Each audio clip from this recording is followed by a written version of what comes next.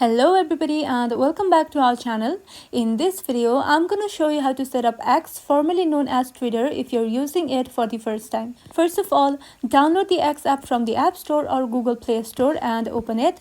After that, you will see a few options. You can either continue with your Google account, your Apple account, or create a new account independent of Google or Apple. I'm gonna go with my Google account, so I'll tap on continue. Then choose my Google account and follow the on-screen prompts. Next, X will guide you through choosing topics and interests. This helps the app show content that matches what you like, from news to hobbies or entertainment. After that, follow some accounts to start seeing posts in your timeline. Search for friends, celebrities, brands or topics you like.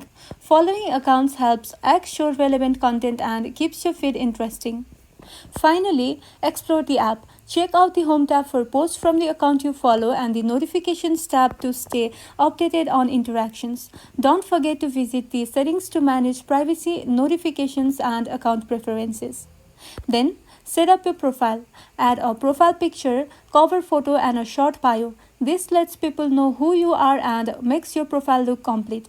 You can always edit this later. And that's all.